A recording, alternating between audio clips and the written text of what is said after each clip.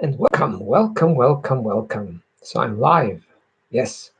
Welcome to our eighth talk, on happiness. Okay, sorry. To our eighth talk about happiness, we we had various ingredients that made sense. This one doesn't make sense. How allocating our time, how does that have to do anything with happiness?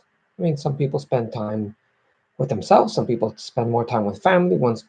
Sometimes people spend more time with friends. Now, this is actually amazing, and this is phenomenal, and this is actually pretty deep. This is pretty deep. A balanced person, a balanced person will take their time and they will divide it for themselves, for their family, and for friends. Most people lack that balance. Or there's a person that everything is by themselves, and whenever they have any free time, they will go into their own world, and people don't know what's going on. They're busy reading, or just busy, if it's in the library, or busy watching a show. They're always on their own. There are some people that are going to be so enmeshed and connected with family, and gets very confusing, especially when parents are that way to their children, and the children are very excited because they're getting their love of their parents, but it's an unhealthy way because they don't have their own boundaries and their own dignity of self, or their own friends. So they tell their children how much they love them. And it's everything with the children, and day in and day out, it's always with their children. And the child is excited and says, "Oh, my parent is my friend." I think it's beautiful that when parents are close to children, I think that's a beautiful thing. But sometimes it ends up that the parent ends up sort of using that child, or doesn't only have to be with parents and children. It could be sometimes siblings that are always connected in a very, very deep way. And usually in those families, what you will see, why it's not good for happiness, why it doesn't work, is because sometimes it's every few weeks, sometimes every few months, and if it's a miracle, it's every few years that there's always fighting going on because it's unhealthy. And then you have other people that don't spend any time with themselves, for themselves, with themselves. They do not spend internally with their family. Yeah, they'll be there for a meal, they'll come in, they'll come out, they'll say hello. And yet the world knows them as the greatest righteous Mother Teresas. They do wonderful things for the community. People call them God's gift for the world. A lot of those people, their adult children, come talking to me. The frustration that they have, that they can't even talk to anyone about it because the world thinks they're making things up. Because everyone thinks, as they say, Balichsudim, they're people that do such good things for the community. And they're day in and day out for the community. It's not balanced. Now, if any one of you are not balanced and you want to decide, okay, let's say I have 3 hours, let's make it simple, 3 hours a week. Let me spend 1 hour with myself. Let me spend 1 hour with family. Let me spend 1 hour with friends. You're going to see, you're going to have such a resistance, it won't work. Why is it that most human beings go out of balance? Most human beings have a very tough time with this fine balance. They're going to have, especially with the youth, for example, they have an awesome time with friends. They're always friends. But when it comes to family, it just doesn't work out. It just doesn't. It doesn't connect. There's always issues. Some people just with family, not with friends, and so on and so forth. And this answer is very deep, and some people don't understand it. It's a little bit abstract. Some people don't believe me, but do your research and you'll find that it's true. When a person does not accept themselves fully, when a person does not have that unconditional love, what happens is they can't really connect to anyone. Wait, so the question is, if they're not connected to themselves, how are they with friends the whole time? That's exactly what I'm trying to say. They are not connected with themselves, so they can't spend time with themselves. I can't tell you how many hundreds of people I asked them, when was the last time you sat in a room by yourself for 1 hour, no shows, no reading, no nothing, just with your eyes closed and sitting with yourself? I mean, there's 20, 50 types of different meditations you could do. When was the last time? People look like I'm crazy. They can't even do it for 2 minutes. Some people extreme can't even do it for 1 minute. What it is, we're not connected to it because most of us are not connected to our subconscious. There's actually deep down a part of us that dislikes us, that never accepted us, that feels shame, that feels guilt, that's simply unhappy. So I'll go to one group. So this group, for example, finds a lot of joy within a party, within friends. You don't have to be real there. You don't have to be real. I mean, this is a time for an hour, two, or six, especially if you're drinking or doing other stuff. You just have fun. So, what you do is it's almost like a drug. It's almost like going to the bottle and having a few cups of wine or a few bottles of beer. That's exactly what it is. So, it's not you are connecting with friends, you are just passing time and you don't want to listen. So, when you are not connected to self, you're actually not connecting. Another proof, if someone is talking, notice, be start becoming aware when someone else talks of how long you're actually listening versus every 2 seconds jumping into the conversation and telling them of how you had something similar. I'm talking about when someone just totally sits and totally listens to someone else. Now, that's also that same group that can't connect to themselves. That's why you have that group that are always doing kindness within the community and always busy. And as I said, their adult children come talking to me that their dad never had 5, 10 minutes, forget about hours or days.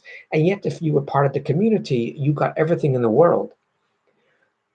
When we do not like ourselves and we could do kindness, so we could do volunteer work, we have that bottomless pit that tells us, no, we are good. We are good. Look, we're doing kindness. So we're not taking care of our insecurity on a deep level.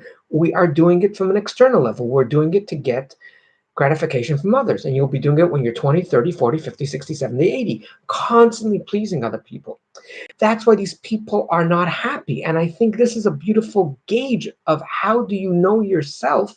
That is if you see how you're allocating your time.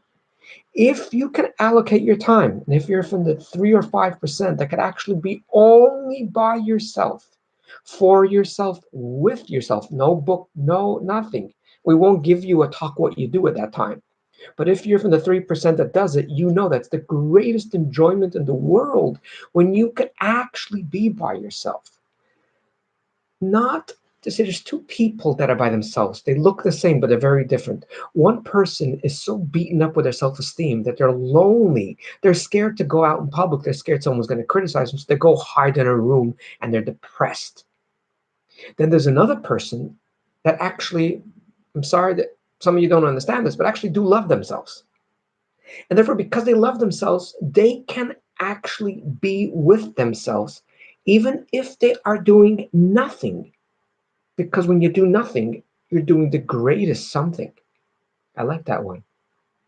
When you're doing nothing, you're doing the greatest something, which is being with yourself. Because most of us, if you believe it or not, because we didn't have that unconditional love as a child, we do not have that unconditional love as an adult.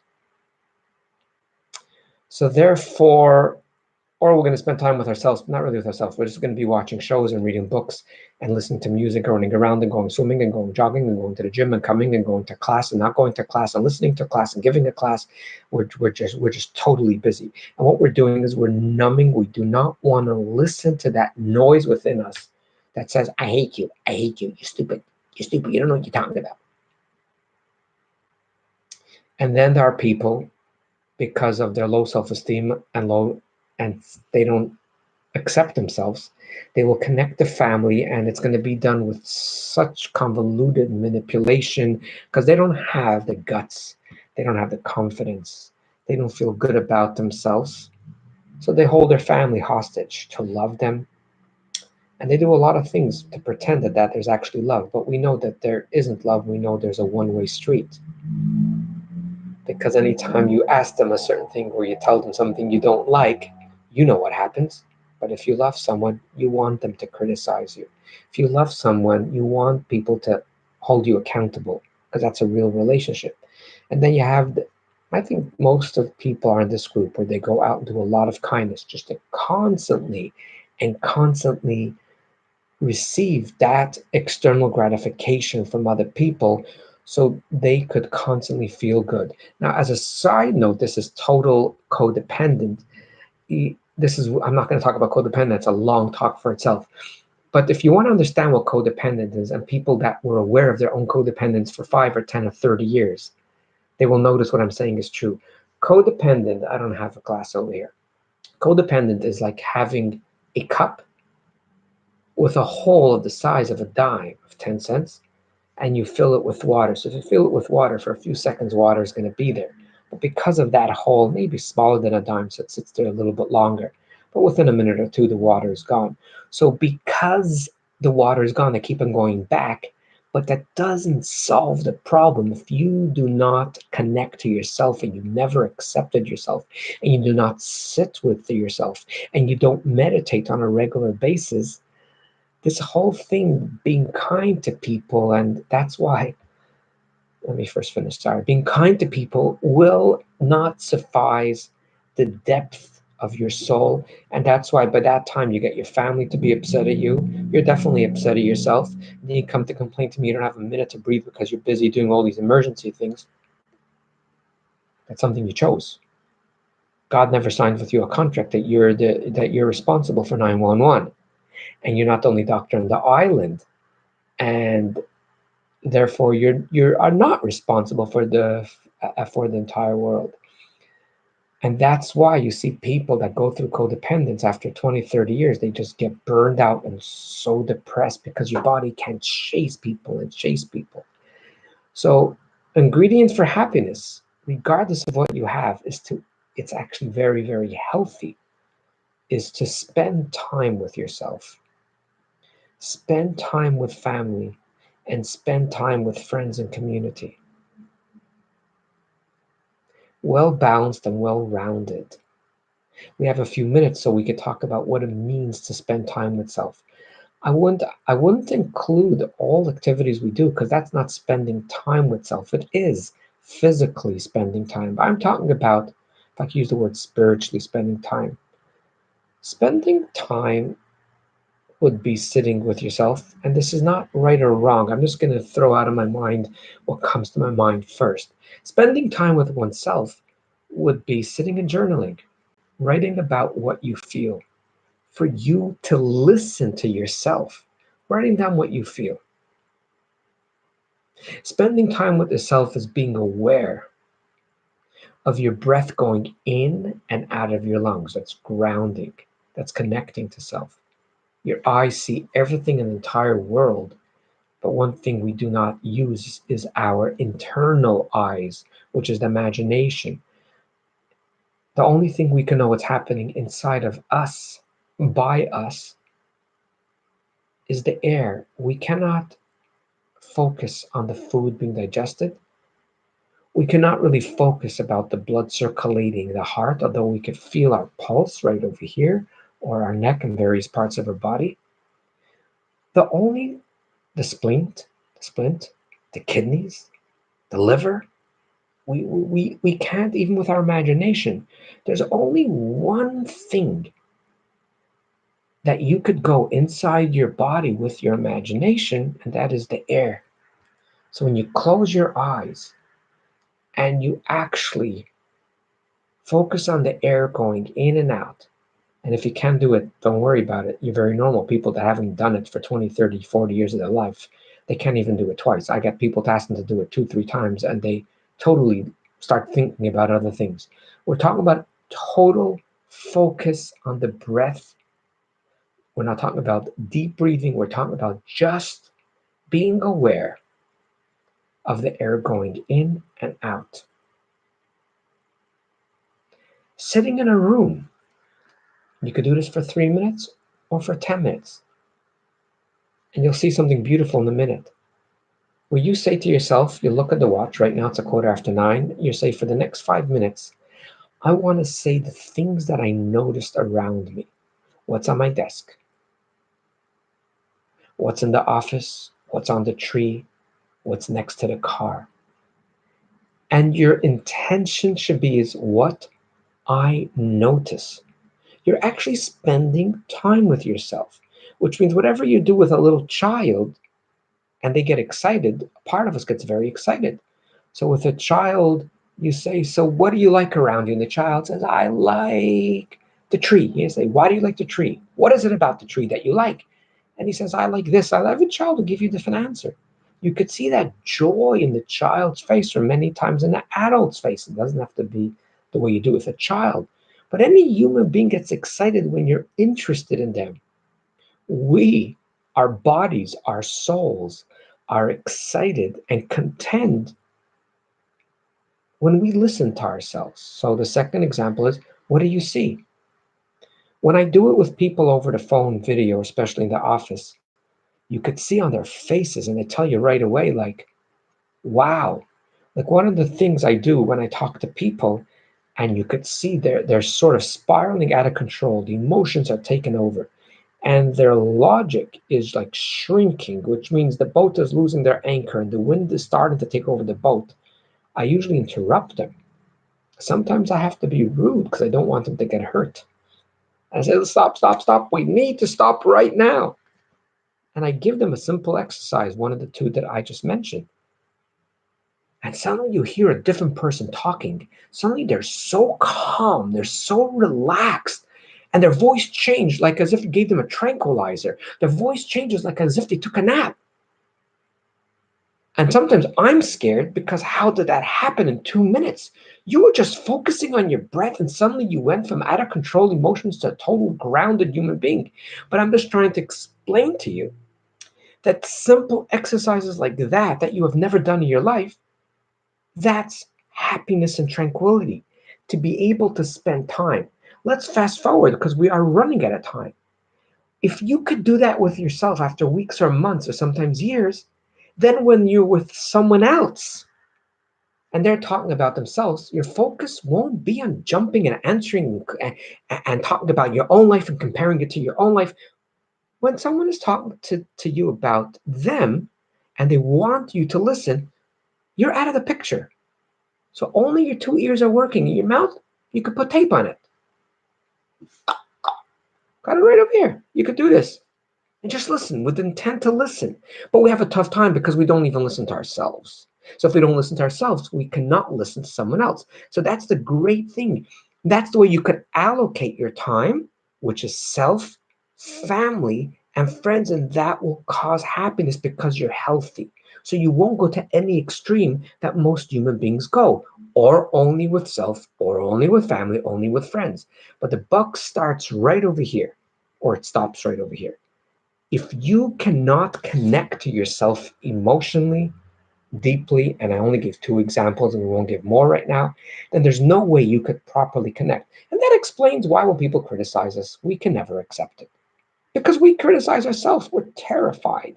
But if you're connected to yourself and you accepted yourself and you have that self love, you actually welcome people to criticize you. And then you will find magic. The magic will be you will actually be able to spend, let's say, if you have 3 spare hours in the week, besides the eating and sleeping and everything else you have to do, you'll be able to actually feel very comfortable and want to spend that 1 hour with self, 1 hour with family, and 1 hour with friends. At first, it's going to be so confusing because your body never did it. You were always only with friends, only with self, or always helping out the entire world.